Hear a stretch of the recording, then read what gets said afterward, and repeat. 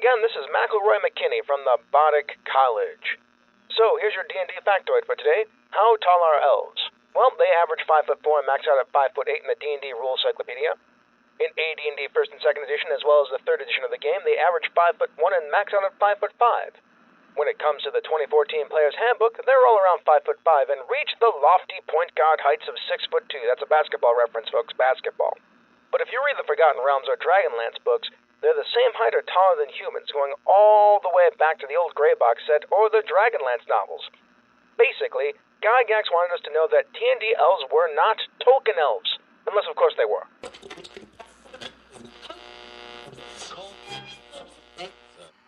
And now we present to you Thac0 with Advantage. Welcome to Thac0 with Advantage. We're two friends that have been playing D&D a long time. While we both love lots of other RPGs, D&D is the wraith that just haunts all of our pretty dice. Hi, I'm Ange, and I've been gaming for over 35 years. In 2014, I started writing for Gnome Stew, and I've been running the Gnomecast, the Stew's podcast, since 2017. And in 2021, I became head gnome, but we don't need to talk about that. And I'm Jared, the review gnome at Gnome Stew, and I promise I'll actually start working on reviews again after a little bit of a hiatus here. And I've been gaming since roughly 1985. In addition to writing reviews at Gnome Stew, I've got my own site, whatdoiknowjr.com, where I write additional reviews and opinion pieces on a variety of RPGs. After we look at the games we're running in the campaign journal, or not, we'll be looking at developments in various D&D related games, and then we'll check out some recommendations of D&D related content for you to check out in our downtime research segment. Let me just finish up this campaign journal. We got nothing. We really don't. We got nothing. Both of my games that I'm playing in got disrupted by a variety of things. One was a family trip where the GM was going out of town and not going to be available. The other, our GM is moving, and that kind of throws a wrench in the plans of getting to play any consistency or the like. And I was actually unavailable this past Saturday anyway, so we had 2 weeks in a row where we didn't play. I'm hoping to get to play this coming weekend, but yeah. Not even the holiday season yet. I know. Yeah, I've got nothing on my schedule to run until November, and then both my in-person Saturday group and my Thursday group should finally be able to get back together again. Hooray! I'm looking forward to that. But until then, this is just the type of thing that happens. It's life gets in the way sometimes. I think I will be able to play in Brandis's online game tomorrow night, but I'm not running anything for a while. Welcome to the Dungeon Master's Workshop. So moving on into our Dungeon Master's Workshop, there has been a lot of movement on various versions of D&D based on the 5th edition SRD in the last few months. So much movement that we haven't been able to keep up with all of the news. Because of this, we wanted to take an episode and touch base with a lot of these developments in different playtests and products. All of these playtests have far more detail than we are going to be exploring, so we're only going to be hitting the highlights of what has happened in each variation. We are, of course, going to start with D&D.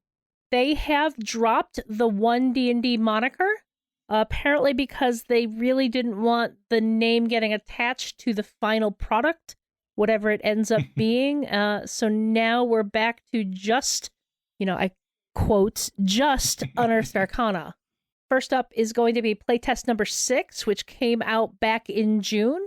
Jared, you want to give us a rundown of what this one contained? I sure will. It was a little bit of a hot button topic. I just barely managed to get a playtest feedback in on this one, and then it all kind of started rolling in a little bit too fast. So, in the Players Handbook playtest number 6, first off, we had the revision of the Bard, which was, in my opinion, better than the previous Bard. That's not saying a lot.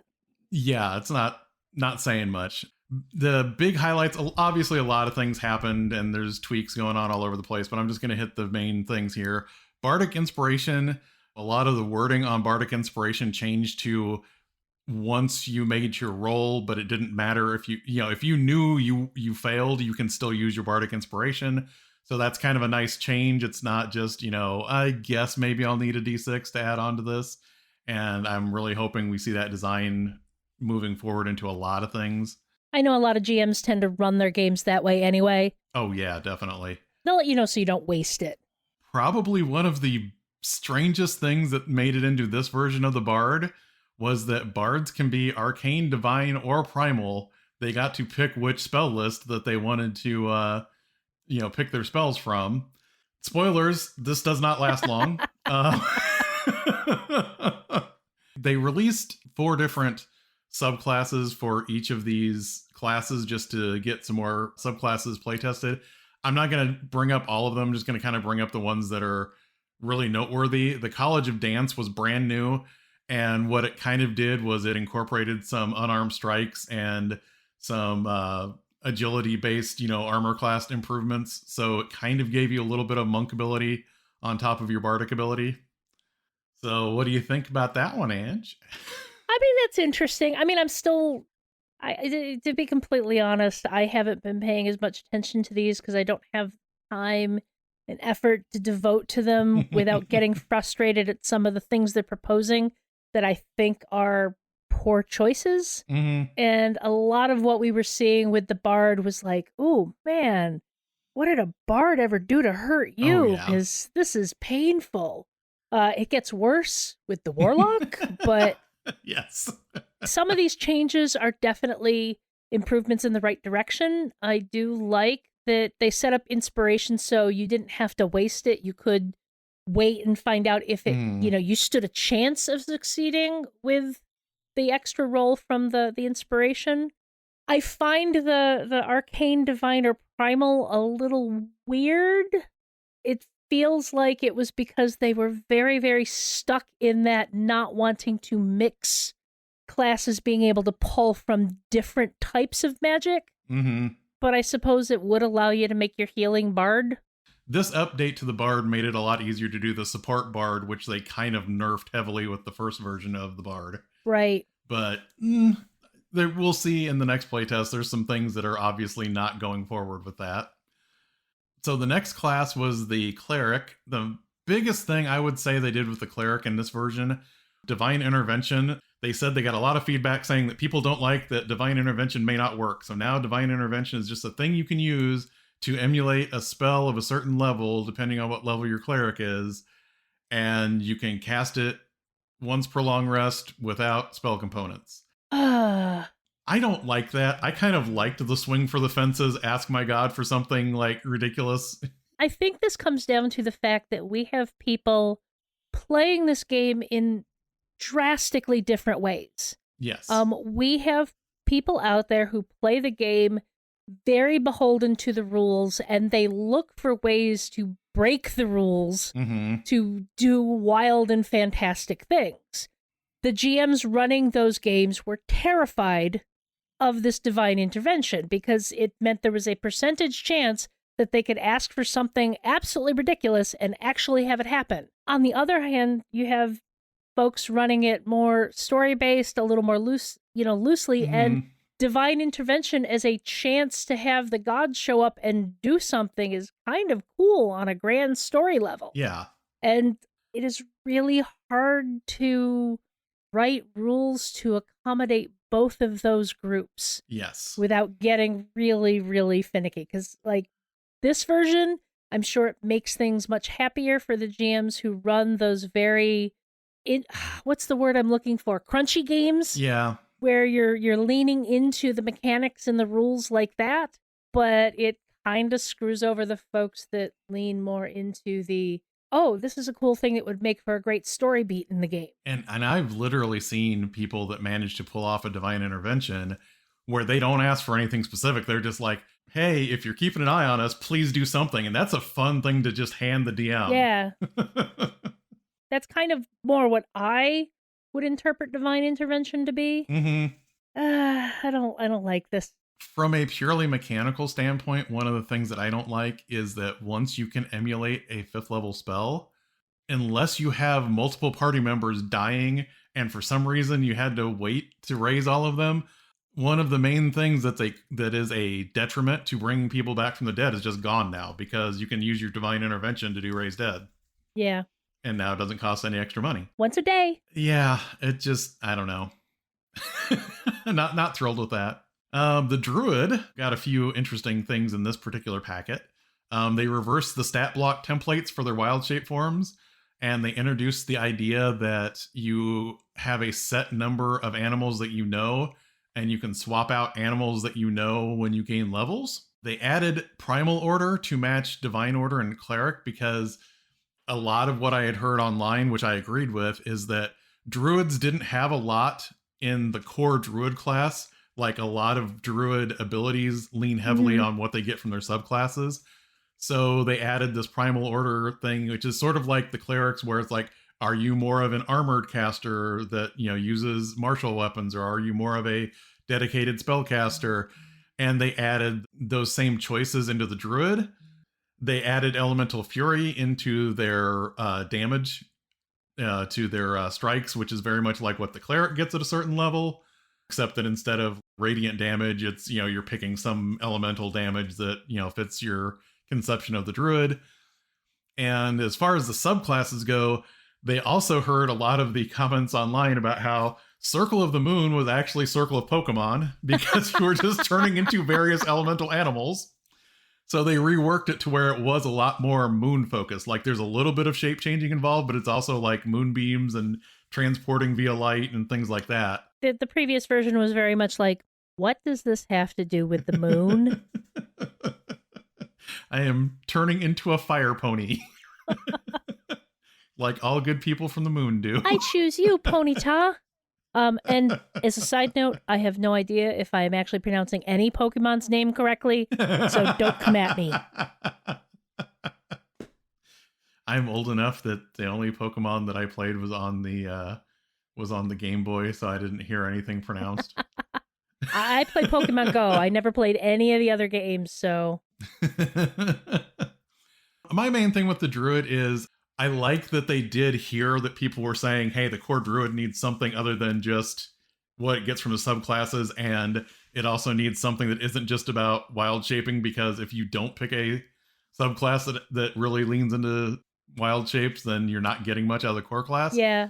It does almost feel like it's too much a cut and paste of exactly what the Cleric gets now, but I don't want to overly get nitpicky about it. Yeah, the previous version was very much like, you really want me to wild shape, don't you?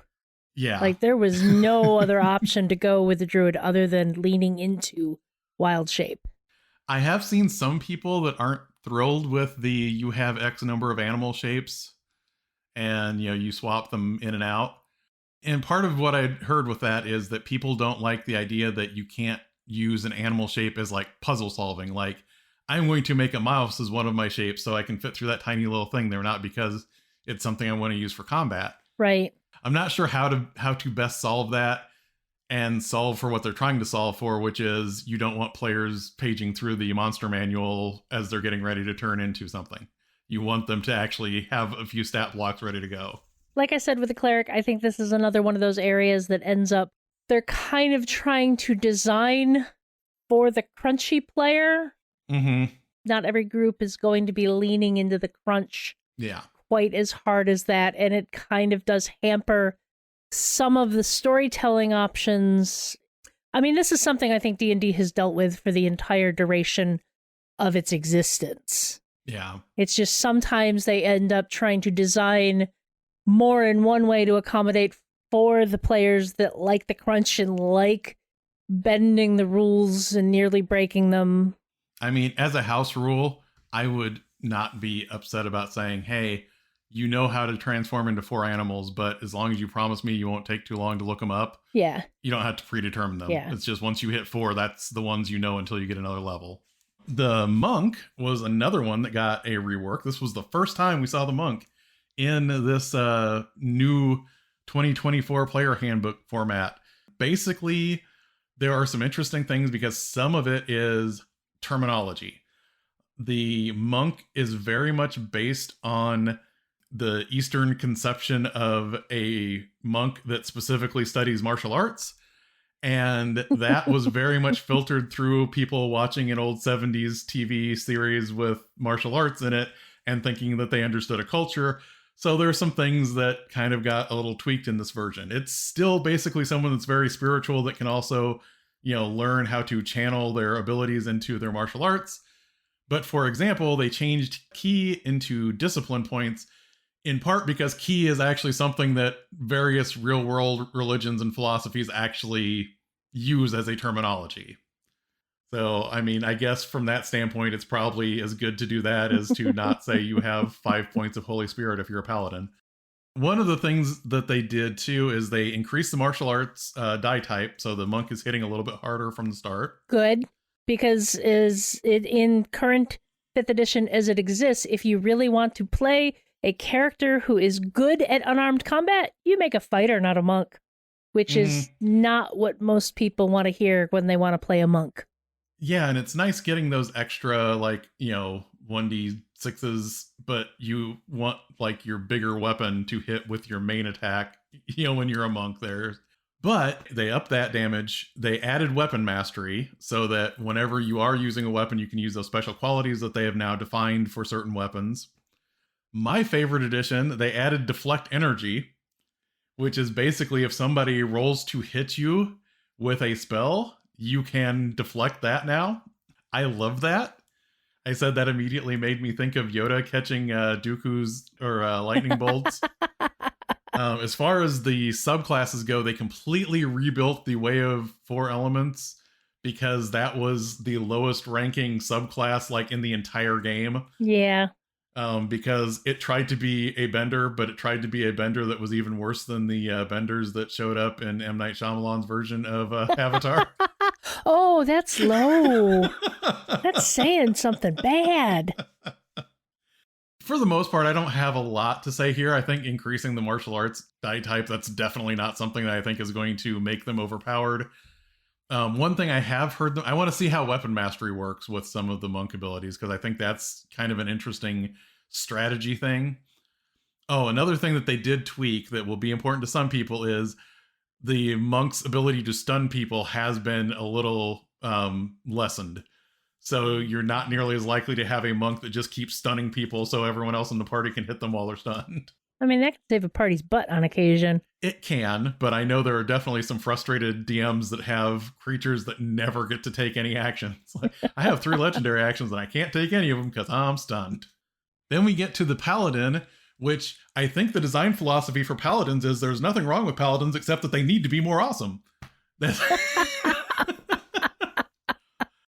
The biggest thing they did this time was they gave paladins lay on hands as a bonus action, and I don't think they needed to do that. I like it as a bonus action, but at the same time, I do think whoever designed these rules got bullied by a bard and a warlock, and their best friend was a paladin. Other than Smite, not being able to use Smite more than once per turn, almost everything else has been adding more and more stuff to the paladin. I mean, after watching the D&D movie, Honor Among Thieves, it's like, Zenk was their character. Yes. The other thing, though, that they did do is they formally made since you can only smite once per turn now, they just turned all smites into paladin-only spells. If you cast smite at 3rd level, you're getting 2d8 plus 2d8 damage when you smite someone. Yeah, I mean, this is kind of a semantics thing. Yeah. You were having to spend your spell slots to smite anyway. Yeah. You're still using the same number of spell slots. It's just formally framed as a spell instead of something that's using spell slots. So yeah. The next thing that we got is the Ranger, the new version of the Ranger. And the first thing they did was they removed the ability to maintain Hunter's Mark without concentration because their words were that it was too unbalanced. And I am going to say massive BS to that. Yeah, because I've been playing a Ranger. There is absolutely no reason the Ranger should have to maintain concentration for Hunter's Mark. I would love to hear the playtest reports where the Ranger was so dominant because they didn't have to maintain concentration that they had to change that. That just seems really weird to me. They did gain weapon mastery, just like a lot of other classes, because that was one of the things they were doing with these, is working weapon mastery in now that they've introduced that system. So now if you're a ranger, there's a few weapons where you know there are extra tricks that they can do. They no longer get cantrips. And part of why they don't get cantrips is they said that was kind of what they took away to give them weapon mastery. That doesn't make any sense. But I mean, I didn't like them having cantrips anyway. Right. It felt like a distraction on the class. Mm-hmm. Instead of just giving them expertise, your expertise that you get has to be tied into one of the initial skills that you get as a ranger, so that it's a little bit more thematic to you are good at being a wilderness person. And they also added in some abilities where you get advantage in a certain terrain that you pick. And I'm kind of glad to see that back too. Weirdly, they added in a few abilities where you just automatically know some spells that are like Conjure Barrage and things like that. First off, I like weapon mastery because it reinforces that rangers hit things with weapons and that they aren't primarily spellcasters. Yes. I like that they lost cantrips because that's reinforcing that they aren't primarily casters, which was the problem. Like, the previous ranger was more effective than the 2014 ranger, but it also was starting to turn into this thing that, you know, could just be a spellcaster all the time. I really like that they added back the terrain abilities, and they did one of the things that I wish they would do, which is basically you can swap out your terrain on a long rest, because it's not so much that the ranger only knows this terrain, it's that the ranger has to spend some time attuning to that terrain to understand it, you know, listening to the animals and seeing what kind of flora and fauna are around. Yeah. I don't know why they keep trying to give them ranged abilities, though. Like, I'm not saying you shouldn't have ranged rangers, but what I'm saying is by automatically giving them things like Conjure Barrage, it's basically saying, even if you're a melee ranger, we're going to give you this ability that does nothing for you unless you stop and use a ranged attack. Like, stop it. I just want to hit things with a sword. Well, I gotta say, playing a ranger that they specifically designed to be an archery ranger, rangers are not the rangers I remember. No. You could design your Legolas, you know, or your Aragorn with the bow instead of Aragorn with the sword, but that option isn't as dynamic and exciting in 5th edition as it was in previous editions. And I mean, that might be something when we get a chance to play around more with weapon mastery. Maybe some of the weapon masteries with ranged weapons will make it feel a little bit more dynamic. Because that is one part of these playtests I have really not had a chance to explore, is ever since they've, you know, introduced the weapon mastery traits. Yeah. Rogues got a really neat thing. First off, they get weapon mastery, like most of the other things that are expected to stand in front of something and stab it or use weapons to attack things.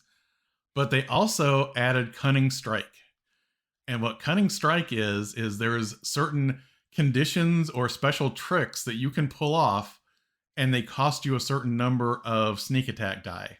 So like if you want to blind a foe, you know, you might lose 2d6 of damage, but then you also blinded this foe as well.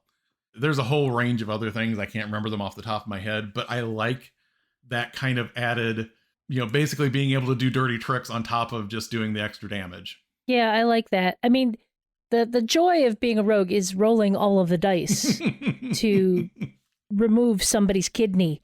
But like being able to say, no, I know I'm not going to be able to take this guy out in this turn, but I'm going to do something that's going to hinder him to aid my allies. Like, I'd sacrifice 2d6 of sneak attack damage for that. Well, especially if you get into one of those situations where it was like, okay, I got an 18. Did I hit? No. I got a 22. Did I hit? Yeah. Okay, I'm going to spend a couple of my hit dice and, you know, blind this person so that we have advantage to hit them, because it's a nice tactical option that they added on there. Yeah. So, that's way back in June. What are your general thoughts on this? Obviously, some of this is going to change as we move into the next bit they released. The Bard is weird because that's going to be in flux because of a lot of other things that are coming up. But I like this Druid much better. I'm waiting for something to feel magical that they add to it, and nothing does, but it also doesn't feel bad. It doesn't feel like they're super focused on wild shaping like the previous version. The monk seems solid. I think they were talking about potentially giving them more discipline points to play with because they feel like the current version of the monk doesn't have quite as much resources to play around with to do their special stuff. I mean, they've done that to a lot of the classes. Oh, yeah, definitely. You can do this as many times as you have a proficiency bonus. Screw you. That means I have 2 options until 5th level. Like, screw you. I'm sorry, I have feelings about that. Oh, no, I totally get it. Paladin is fine. I just keep laughing because of all of these things. Like, Paladin is just standing there happy the entire time of this playtest has been rolling out. Ranger, I really do like that they have reintroduced this feeling that they aren't just a skill monkey class and they aren't just a spellcaster. They feel like it matters that they're using weapons and it matters that they are connected to nature again. And even if they are kind of minor abilities, I like that nod to that story. Yeah. And like I said, I really love the Cunning Strike in the Rogue. I think that's a neat addition to that class. Yeah, that's a very neat addition.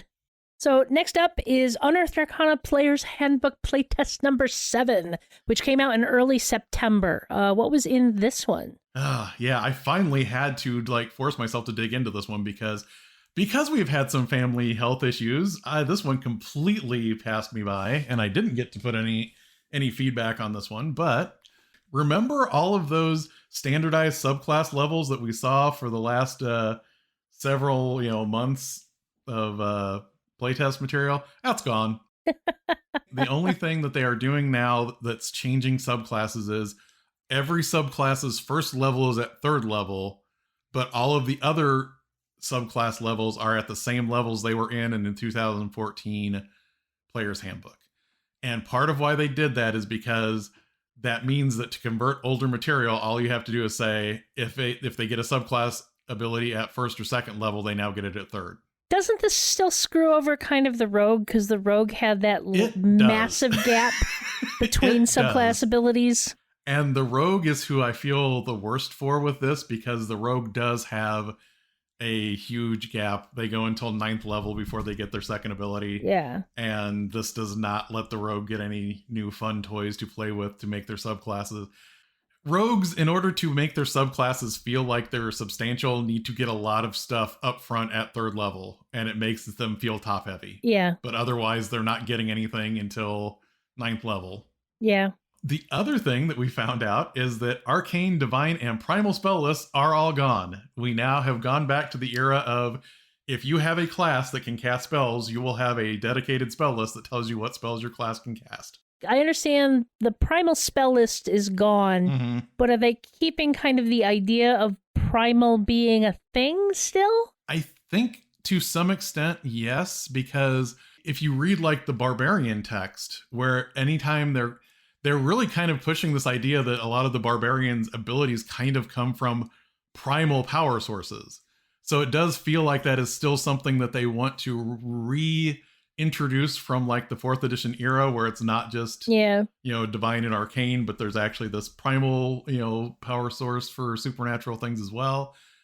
I'm really curious to see if they specifically, start tagging spells as being one or the other based on what class they are. Yeah. But everybody's got their own dedicated spell list back if they are a spellcasting class. It really felt like it was twisting some classes too hard to make it work. Like the poor bard. Yeah, the bards were really getting hammered with that, trying to make it work with that paradigm. The other thing is that trying to give the warlock... I see why they tried to make the warlock a half-caster, but the spell list is another reason why, if you don't make them half-casters, you have problems. Yeah. And we'll get to that when we get to the warlock class. But the other thing that kind of interweaves between all of these is that, as you mentioned before, and this is a weird thing to kind of roll back, but going all the way back to Tasha's, we started seeing almost everything, instead of saying per ability score bonus, it started saying per proficiency bonus, so that, in other words, if somebody had a high core ability score, they weren't getting more uses of an ability than somebody that, just got, the number for their proficiency bonus. And a lot of these designs have rolled back to ability score bonus being the thing that determines how many times you can use something. which is interesting because that's not just rolling back to earlier in the playtest, that's rolling back to before a lot of how they designed the Tasha's classes. To be completely honest, I've been frustrated with the tying it to proficiency bonus because you don't get to use that thing, especially since most of them were tied to resetting on a long rest, meant you got to do something twice per day until 5th level. Like, I already get super frustrated with players who hoard certain special abilities because they don't want to waste them, and that was just going back to making them scared of using them because they'd only get to use it twice per day. You know, I would rather have it be, okay, you've got a +3 in your relevant stat, so you can do it 3 times per day. Oh, hey, look, 4th level, you bumped it up to 18. Now you can do it 4 times per day. Yeah, and there are times when that being able to use something 3 times instead of 2 times makes a big difference at lower levels. Well, especially if you're considering like action economy of your average adventuring day, you're hoping to get in 3 encounters before you have to long rest, and you're not gonna be feeling confident doing that if one of your prime abilities is already spent for the day. Yeah, and I think the main thing they were kind of solving for is the multiple attribute dependency, classes, which are mainly your rangers, paladins, monks, and that's one of those things where it's like, do you make something that's going to actually be useful to clerics and bards, or are you going to define everything by how many times your poor ranger gets to use things? Yeah. It's tricky, but I can understand why they tried it, and I can understand why they're backing away from it. So yeah. As far as the classes go, I don't think there's a lot exciting about the barbarian, except that, and we're going to see this with all of these classes, everything in the classes that they present in this document goes back to assuming that the subclasses came in the 2014, which means a lot of these abilities changed what level you get them because they didn't have to rearrange them because they were standardizing subclass levels. So one of the main things that they did with the barbarian, there was an ability that they moved way up from like 15th level to 9th that gave them, that was letting their strength bonus be the floor of any strength-based skill check. And thank goodness they got rid of that, because I didn't mind the previous barbarian, but that one was just ridiculous because it was like, if we need something strength done, we should just let the barbarian do it because they can't fail it. The barbarian's going to percept things with their strength. Well, they still get to do that. But they don't get that 9th level. If your strength is 18, your minimum is 18 that you can get on the skill check. So that's nice. They did also work in weapon mastery to barbarians as well, because, they hit things with weapons. All of the classes that specialize, that primarily focus on melee combat, or not even melee combat, because I think your archers should have it too. Like the bard is a weird one because I've seen people try and be a melee character, but they're really not. But like all of the others should have it, other than cleric, druid, sorcerer, warlock, and wizard. And I could very easily see them, like if you took like the College of Blades, adding weapon mastery in as one of those abilities that they get with that. So that's an easy thing to fix once you take your subclass for bard too. The fighters, they mainly got all of their stuff going back to their normal levels again, but one of the subclasses they introduced was the brawler, and the brawler is specialized in unarmed damage and improvised weapons. And I have heard a little bit of pushback on this one, that it impinges on the monk. But I mean, they do get better, dice for punching things, and that's fine. I don't think they aren't getting things like being able to, spend extra points to stun someone, or to, That pushback probably goes back to the fact that, as I said, in 5th edition as it stands, if you want to play a character that's good at unarmed combat, you make a fighter, not a monk. And I can see the monk fans being afraid that this is going to swing back in that direction, where this fighter subclass makes it, like that's a better unarmed fighter than the monk, but I don't know that that's what we've seen yet.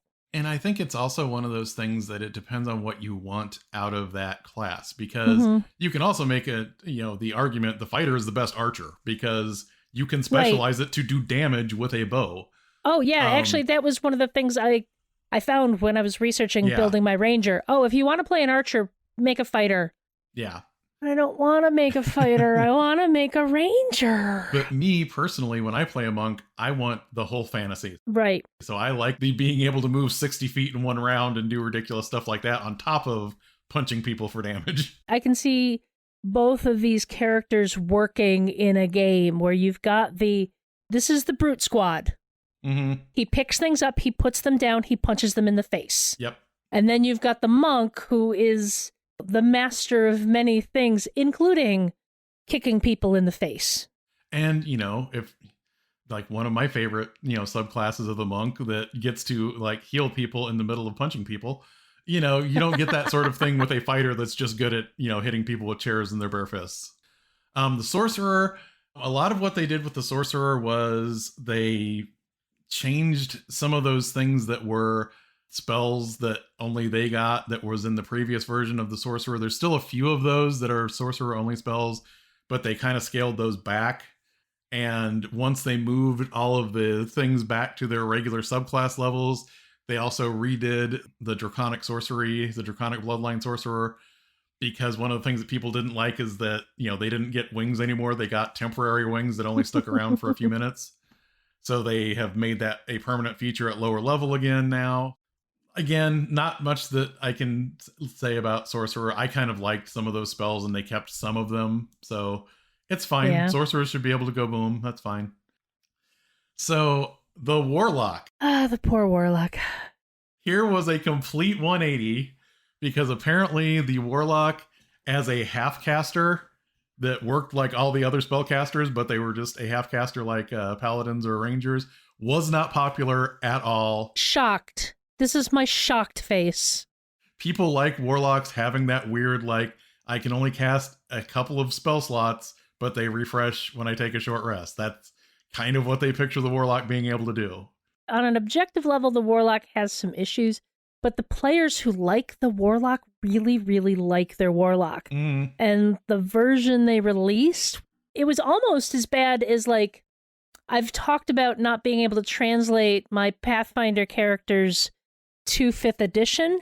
This was almost like you couldn't translate somebody's warlock in 5th edition to the warlock in the next edition, or whatever they're going to call this. Like, these characters were not the same. Oh, yeah. It was a drastic reimagining. And, my biggest problem was it kind of worked if you only wanted to play Hexblade, where you were a melee-focused warlock, but it did not work if you just wanted to be the weird guy that wanted to learn how to cast spells but didn't want to do it the same way the sorcerer and the wizard did.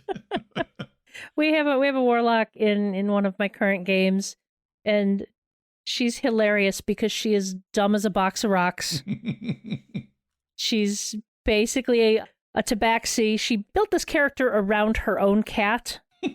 So she's constantly looking surprised and confused at everything that is happening around her, but she was touched by the great old ones, so she has magic. She has no idea what she agreed to. It just gave her things that sparkle. That's what I've always loved about warlocks. They are like the D&D equivalent of someone that got a mail away diploma.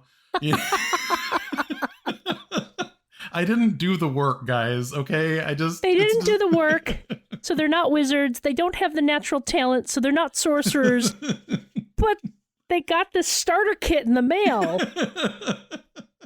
And sometimes it does things that are inadvisably powerful. So yeah, there's a little bit more, to how they did it. Like they worked some abilities to where you get certain things with your incantations to make it a little bit easier to pull off certain things. Unfortunately, I haven't been able to delve into them a whole lot, and I would need to play with them a little bit more.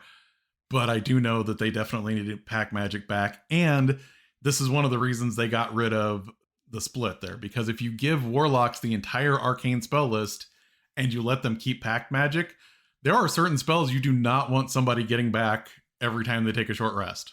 Yeah. That's where you kind of need the warlock to have a smaller subset of spells than the other arcane casters do. Yeah. And it also fits with that whole, like, I didn't do the work.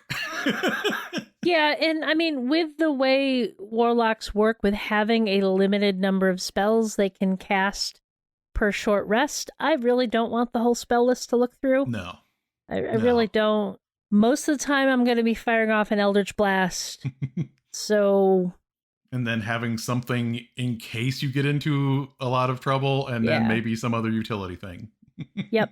So then we come to the wizard. The wizard last time around had the weird thing where there was nothing that I thought was objectionable about the wizard, except that they turned a bunch of their class abilities into spells. Yeah. So they had this thing where it's like, if you encounter a new spell, you cast the memorize spell, and then you learn a spell using the memorize spell. No spells. A lot of what they did with the wizard, in addition to reworking things back to their old subclass levels, is just saying, no, these are class abilities. They're not spells that you have to cast in order to gather other spells to spell.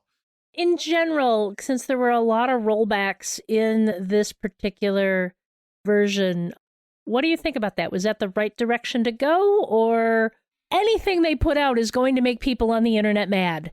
It doesn't matter which direction you go, somebody on the internet is going to be bad. But was this rollback good or bad?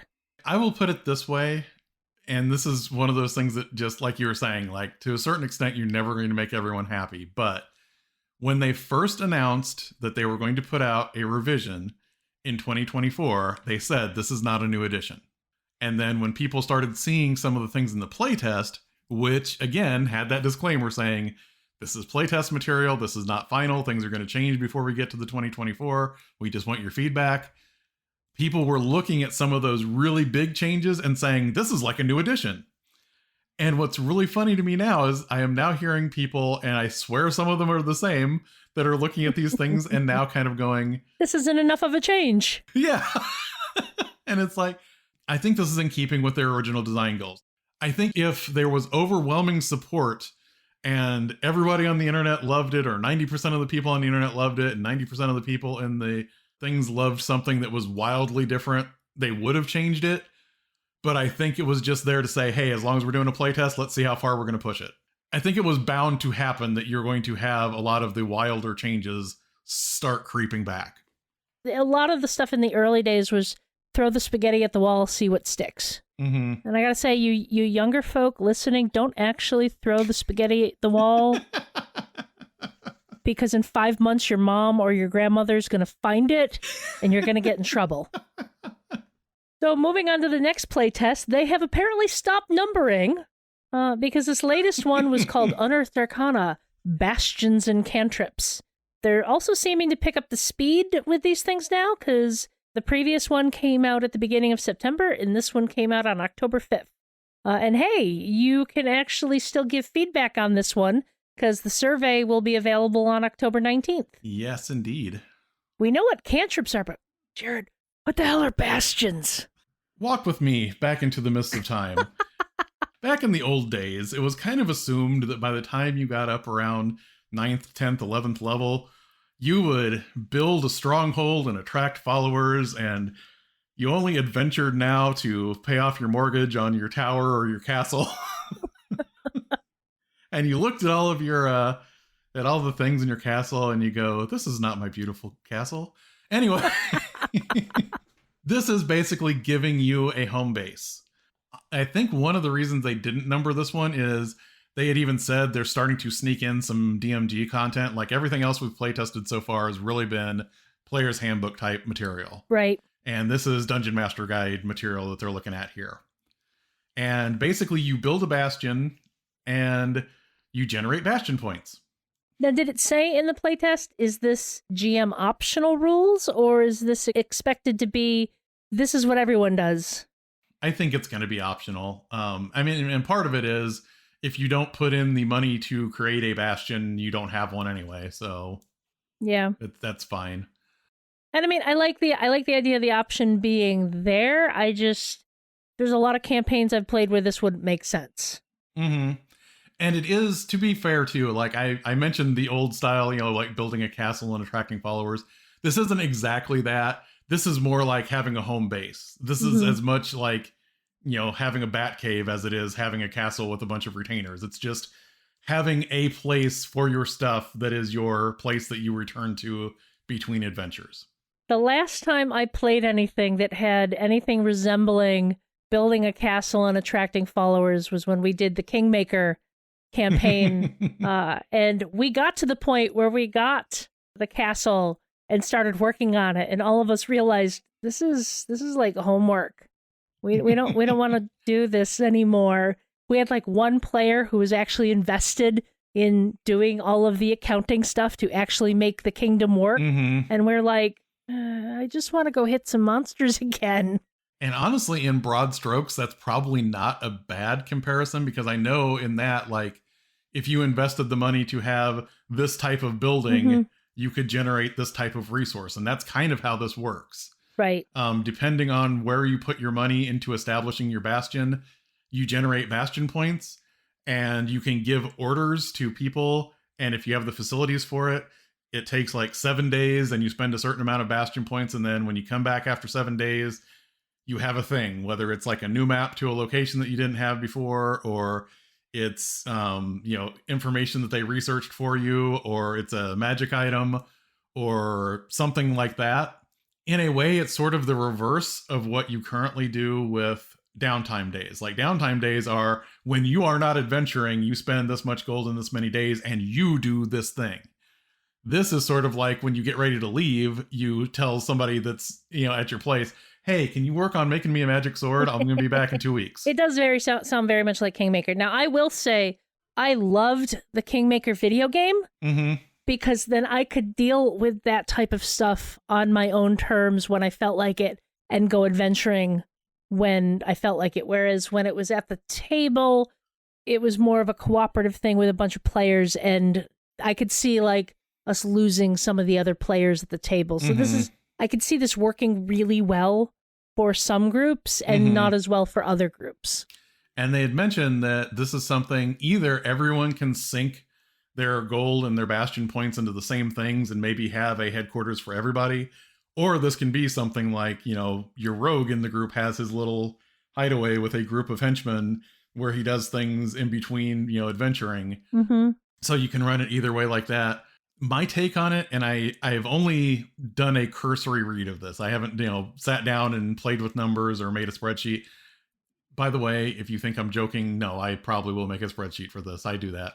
But see, Jared's the one that would be doing all of the spreadsheets to maintain the kingdom or the bastion. Exactly.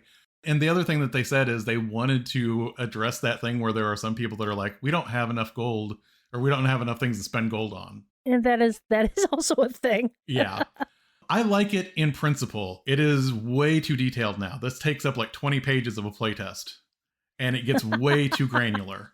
I think they really need to strip it down just to, you spend X amount of gold, you have this module that you can add to your base that lets you do this thing. I can see having that much content towards this in the Dungeon Master's Guide. Yeah. Where there would be the space to have this much content. The current Dungeon Master's Guide has a lot of content like that. There's a lot of stuff in there that's cool that none of us ever really pay much attention to, but it's still there to use if you want. But like for the playtest, we're still like, where's the meat?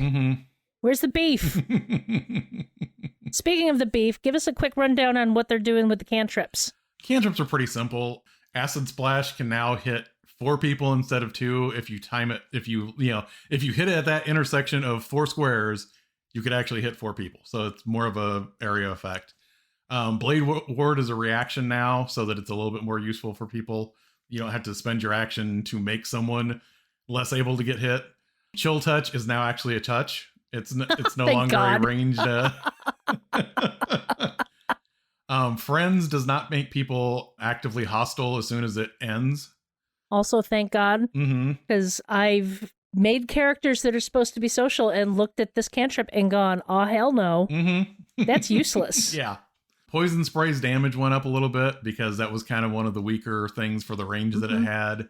And True Strike now, you get to attack as part of casting the cantrip.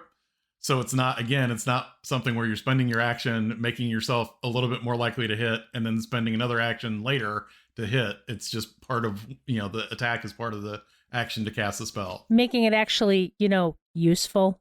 So it's little tweaks. This packet moved us a little bit more into, as you said, what we might see more in the DMG, as well as doing some maintenance on, a pretty foundational part of the game, i.e. cantrips. Any thoughts on this, or should we just move on? Not a lot. I like bastions. I think they need to simplify them a little bit. So moving away from officially D&D, let's look at Level Up Advanced 5e from EndWorld. This one actually was begun before the great OGL debacle of January 2023, and was always conceived as a more granular version of 5th edition, and kind of trying to incorporate more of like the moving parts that we saw in 3.5.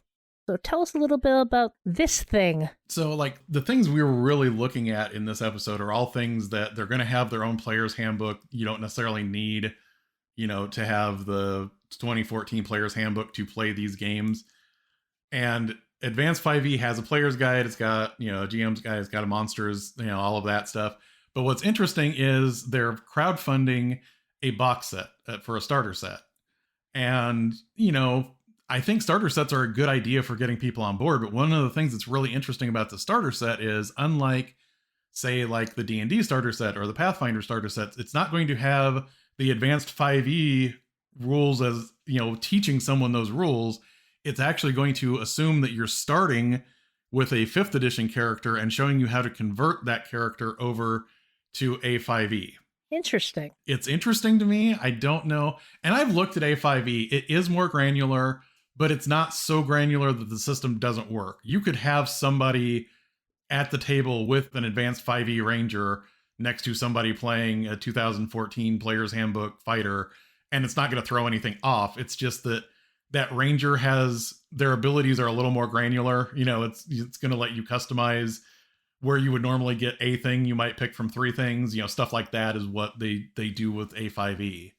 So it's kind of, introducing that, having the more options at each juncture of the class. And they're also going to include a 3-part adventure path, pre-generated characters, tokens, and I think it was like 5 poster maps. It's interesting to see another company outside of some of the bigger companies doing a starter set. Yeah, and starter sets are a great way to get people into your game, because I wish more companies were able to do them. Mm-hmm. But it is a pretty big financial investment to put them out there. Yeah. And I would say, I don't think the extra granularity is for me with Advanced 5e, but I will say I do like their monster book, because there are some monsters that I like how they kind of tweak them and made them a little bit more interesting, or juggled around what challenge rating they should be so that they fill niches a little bit better. So it's an interesting thing to keep your eye on. Now, is this going to be something that can kind of work in conjunction with a normal 5th edition game, or is it supposed to be completely separate? In theory, it's separate, but from all of the rules that I've seen, you could take an adventure, for example, written for Advanced 5e and run it for 5e. Mm-hmm. Your NPCs might have more skills than your PCs have listed on, under their thing, but it's still going to run the same way. A lot of the things are like I said, like when you go to this level in 5th edition, you get this ability if you're a ranger, and instead in A5e, it's like, choose from one of these 3 abilities, instead. Gotcha. So that kind of stuff still works pretty well. Vice versa, if you had people that all made their characters with Advanced 5e, you could run like Storm King's Thunder and you wouldn't have any problems with it. Gotcha. Well, moving on, next up we've got Kobold Press's game, Tales of the Vaillant. During the OGL debacle, they announced their own game under the name Project Black Flag.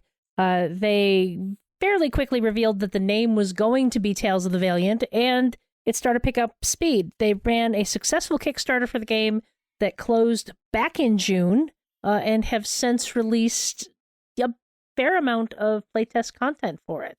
They have. What's interesting is they've released a lot of playtest content, but it is not formatted or sectioned off quite the way that WotC does it. Yeah. Summary of what they had before the playtest or before the Kickstarter happened. We got backgrounds, not many, but we got a few. We got dwarf, elf, human, small folk, and wildlings. We had the fighter and wizard, and we got what those looked like from 1st through 8th level. And we got to see what rogues are 1st through 5th level. And one of the big things that they did with spells, they also broke them into these broader schools so that you have an arcane and a primordial, not primal, and divine. And also they basically just said ritual spells, you can't even cast those using a spell slot. You can only use them as ritual spells now. They just kind of remove that from... I mean, that kind of makes sense because a lot of the rituals... Yeah, a lot of them aren't that much faster if you use them by themselves anyway, so... In my experience, if you had a ritual spell, there was rarely a reason to cast it in combat or on the fly. It was better to take the 10 minutes to cast it. So why waste a spell slot on it? Oh, yeah. So that was what they had before the Kickstarter. They did the Kickstarter for Tales of the Vaillant. These are the things they've released, and since I'm a backer, I've gotten to see the stuff they released publicly, and then I've gotten to see the stuff they only released to the backers. So they released Druid and Rangers 1st through 10th level. They released to the public the Cleric 1st through 20th level. They released Bard, Machinist, and Warlock 1st through 8th level. They released an Orc lineage and a Siderian lineage. What's a Siderian, Jared? The Siderian is kind of like what they did with the small folk. Instead of specifically having halflings and gnomes, now halflings and gnomes, who gives a crap whether you're a halfling or a gnome? You're a small folk. But you can take these minor things that make you a little more gnomey or a little more halflingy. Siderians are, you are from a family that has planar ties. So you could be either a tiefling or an Aasimar, depending on what you pick from that Siderian lineage. Some of the things that we learned from seeing the Cleric is that the subclasses, they are sticking with what WotC was doing earlier in the playtest, which is standardizing all the subclass levels. And those subclass levels are going to be 3rd, 7th, 11th, and 15th. I actually kind of like standardizing the subclasses. I mean, I know there was a lot of pushback on it, and it broke a lot of the old subclasses in 5th edition, but as far as organization goes, I like this a little better. Yeah, I mean, the part of my brain that likes things put in neat boxes likes it. The part of my brain that likes all of the stuff that I've bought over the last 10 years. Yeah. Another interesting thing they did is each class now at 10th level gets something where they choose between one of two abilities. So it's almost a little bit like what we were talking about in A5E, except it's only at that 10th level spot. Just as an example, I'm not saying this is exactly how it works, but like for a ranger, you might get one option that makes you a better archer and one option that makes you a better melee fighter. And that's a decision that you're making at 10th. One of the things I kind of want, when you mentioned the A5E having the, you make these choices, one of the pitfalls I've seen designers fall into is setting up these choices and there being an obviously superior choice. Yes. Video game designers end up with this as well. They offer characters a choice at certain levels. Yes, there's a choice, but there's no real choice. There's no real choice because if you want to be effective, you need to take A. B and C, sure, they might have the flavor you want, but you're going to be useless. And if you're playing an MMO or some sort of team game, you're going to get chastised for, why did you pick that ability? That's useless. It's not quite as extreme in tabletop RPGs because I've seen people make some of these subpar choices work, but there still have been those situations where it's like, these are your choices. You're going to take this one because these other two don't really work that well. So unless they're careful, I could see this being a problem. And it reminds me a little bit of something that 3rd edition did when they were doing replacement levels, where it was like, instead of taking what you normally get at 3rd level, you take this replacement level and you get this class ability instead, which Pathfinder then kind of turned into their archetypes.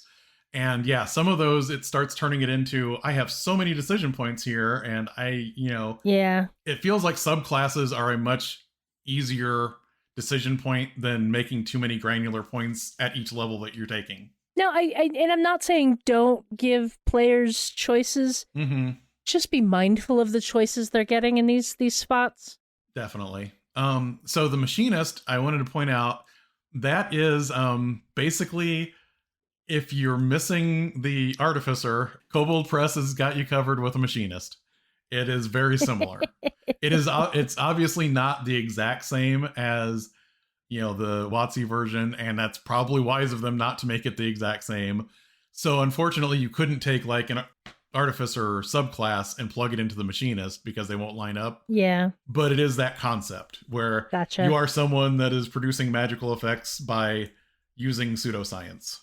Tales of the Vaillant so far has been an interesting mix of ambitious and safe, depending upon what part of the game system they're focusing on. Do you think they've kind of hit the right mix for this? It is so hard to tell because as I was reading those off, the cleric, for example, is the only class that we have seen 1st through 20th level. Mm-hmm. Everything else we've either seen 1st through 5th or 1st through 8th or 1st through 10th. And we don't even, it's not even like we've only seen all of these other ones through 10th, but we've seen the clerics through 20th. It's like, depending on which packet they released, you're seeing a different range of levels. So it's kind of hard to wrap your brain around exactly what they're doing. They are a smaller company than WotC. Mm-hmm. So they're probably releasing stuff kind of as they get it into a ready for public consumption format. But at the same time, it feels a little haphazard. Yes, and I think the other thing that's kind of interesting, I know that they do have internal playtest teams. So by no means do I think this is not getting playtested. But they aren't really doing what WotC's doing, where the primary playtesting is being done by all the people following the game. Mm-hmm. The primary playtesting is being done by the groups that they use for playtesting. And they're releasing these things sort of more as a teaser.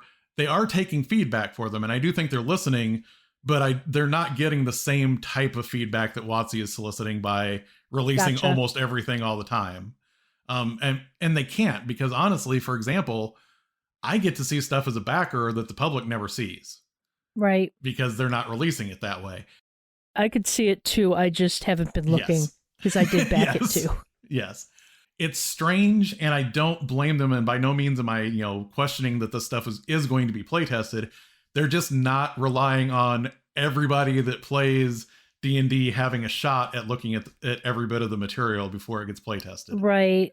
But what is weird to me is it does seem like they are, for a game that kind of was like, no, we're going to stick more to baseline 5th edition, while 5th edition, goes out there and does whatever crazy thing they're doing in the playtest. They're now actually doing some of the wilder stuff compared to all of those rollbacks that WotC has done. Like, they're standardizing subclass levels. Yeah. They've kind of swapped places. It's really kind of strange. And what's strange to me about it is literally they just released the volume 1 and 2 of Deep Magic, which has a bunch of subclasses and a new 2 new classes in them. And those don't follow these design paradigms. Like, they literally have something coming out now that aren't going to follow the design paradigms of a game that's coming out in a few months. It's strange to me. And the other thing is, where they are also doing some interesting stuff, I'm finding that I like the concept, but I don't know that I like the execution. And one of those things is, I like the idea that lineage and heritage are 2 separate things. I like the idea that if you grow up in a certain culture, you're learning certain skills and abilities because that's part of the culture, and you're born with certain traits. And I like that they divided those, but at the same time, so far, some of the ancestries don't feel like they're the same ancestries as 5th edition. Gotcha. Like the halflings and gnomes do not feel like 5th edition halflings and gnomes. They are small folks that have like throwaway traits to make them a little bit more halfling-like or gnome-like, but not 5th edition halfling or gnome-like. It's weird.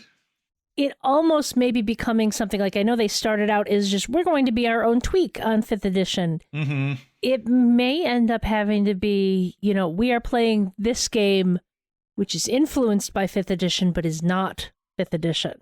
Kind of like Pathfinder is influenced by D&D, but it is no longer D&D. Right. And that's what I was going to say. Even like Pathfinder, by the time the rules came out, yes, it was it was compatible with 3.5, but you had to do some hammering in a few places. Right. And I am getting that same feeling like for this too. Like, it's not just going to be an easy, oh, this class works this way and this class works this way, but otherwise it's the same. It's more like, 90% of this works, but the other 10% you're going to have to, really beat into shape. I'm not necessarily mad at that. No. I kind of need to wait and see. I mean, I paid for it. I'm going to be getting the book regardless. Yes. Oh, yeah. But yeah, definitely. Kind of got to wait and see what they come out with. This may end up working better for me trying to restart my original Eberron campaign. We don't know. We'll see. Yeah, and I like a lot of the ideas they have. I love their monsters. I love the setting. I love their adventures. I'm just really curious to see what all of this looks like. And it's weird because it's hard to get a big picture with how they've released the playtest materials so far. Speaking of not having a big picture, last but not least, let's talk about Cubicle 7's D20 system. They were working on some projects that were going to use 5e as a base, but this year, for reasons, i.e. the OGL debacle back in January, they announced they would come out with their own D20 base system for those projects instead. What do we know about this one so far? All right, so we know almost nothing about their core system other than that they're planning on doing, a player book and a DM book and all of the usuals that you would understand if you're going to release a system that can exist without referencing the core D&D books. And they basically said the player's guide and the game master's guide would be coming out later this year, but it was indeterminate. We're into October, so I don't know. I love Cubicle 7, but stuff tends to come out a little later than they said it was going to. Yes. But some of the things that they have been talking about, they are currently kickstarting A Life Well Lived. I mentioned that in the last podcast, but now we know a little bit more about it because the Kickstarter is actually live. And that's going to have life path, campcraft activities, patrons, and retirement is what that is going to be focusing on. They had previously said their player's guide was going to have life path rules in it. So I don't know if this is pulling that information out and putting it in a separate book, or if this is just going to show you some life paths and there's also going to be other life paths in their player book. But they have said that they aren't so much looking at radically redefining 5th edition as much as filling in parts of 5th edition that WotC probably isn't as interested in doing. Right. The one thing I do know is they were working on a 5th edition version of Victoriana, and that got put on hold for them to work on this and for Victoriana to work with that instead of 5th edition. Yes, because they have actually announced that when they released what was going to just say 5e, Victoriana, it's actually going to be C7 D20 Victoriana. Yeah. Basically, they're kind of unifying their banners, but they're basically saying, like, for example, the Uncharted Journeys, which I reviewed earlier this year. I love that book. It takes like the One Ring journey rules and makes them work a little bit better for 5e if you can, if you actually have people using 5e classes. I really like how that works. And that seems like the space they want to play with in this, where they're going to take stuff like downtime and use completely different systems for it. Then it's not just you spend X number of days and X amount of gold and you get this. It's going to be a more granular sort of like, if you do this, then these are your choices. So you're spending a little bit more time role playing those downtime activities and not just using it as basically a resource. It should be interesting to see what they do with it. I have a personal vested interest in seeing Victoriana come out. I kind of wrote something for it, so hopefully it'll see the light of day sometime soon. Oh, definitely. And the other thing that's interesting is they have mentioned that they may not be putting out the same core classes for their, C7 D20 as the 2014. And it's not so much like they're going to say, the point is that they might have a different warrior class that doesn't work exactly like the fighter does. And it will probably still work in a game with the fighter, but their core concept of who the fighting person is in their game might be a little different than, what WotC is doing with theirs. Because they don't feel quite as constrained with saying, we need a fighter, we need a druid, we need a paladin. They are kind of more free to say, okay, these are the fantasy archetypes we want to turn into classes. Very interesting.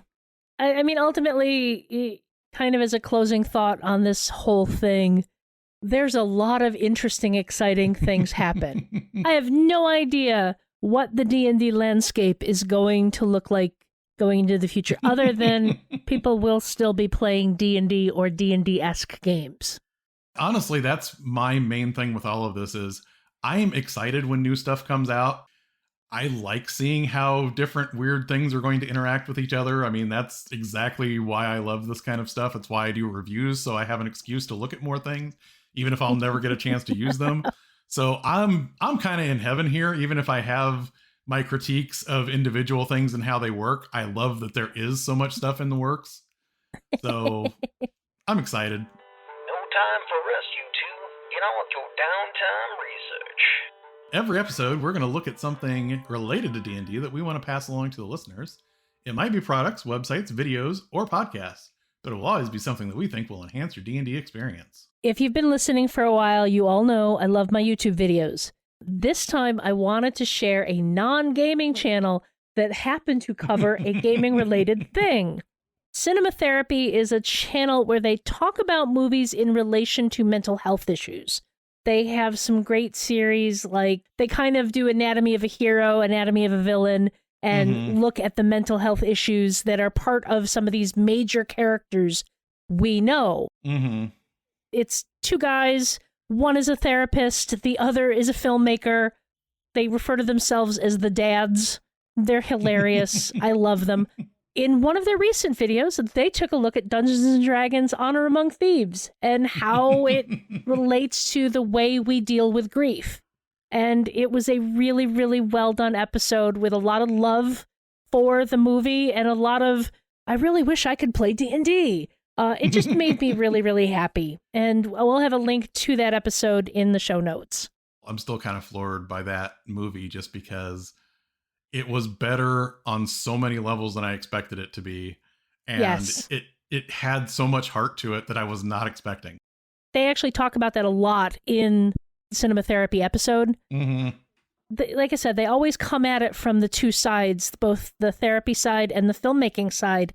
And the filmmaker was talking about how the movie hits the right tone of, yes, these actors know they're in this weird movie, but at the same time, they still play true to the emotions and the heart of the story, even if it's something ridiculous where they're throwing Jonathan out of a window to escape a prison, you know?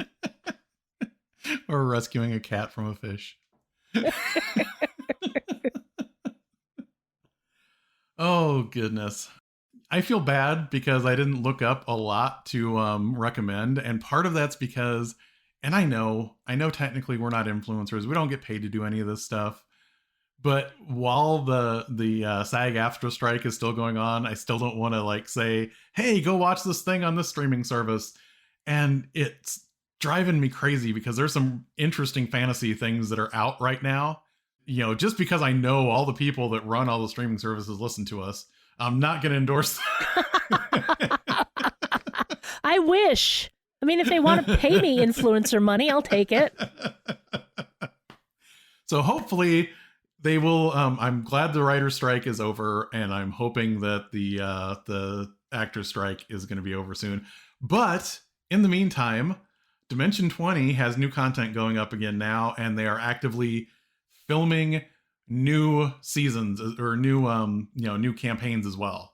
So that content pipeline of them playing games and putting them up on the Dropout site is all in motion again now. So I'm happy. I'm excited. I love watching those. So I'm excited about that. Also, as a side note, College Humor doesn't exist anymore. They just changed everything's name to Dropout. So if you ever want to actually somebody, just point out that College Humor doesn't exist anymore and it's all Dropout. We are happily part of the Misdirected Mark Productions Network, so we wanted to give a shout out to another MMP show. If you're enjoying us, consider checking out Pandas Talking Games. Queer gamers talking about tabletop role-playing games and making outtakes. Join Pandas Phil and Senda every Wednesday answering listener questions about playing, running, and designing TTRPGs. Get cozy and let's talk about some games. We've used up all our resources, so I think it's time for a long rest. I hope this adventure was rewarding for you, and we hope you'll go exploring with us when we start our next adventure.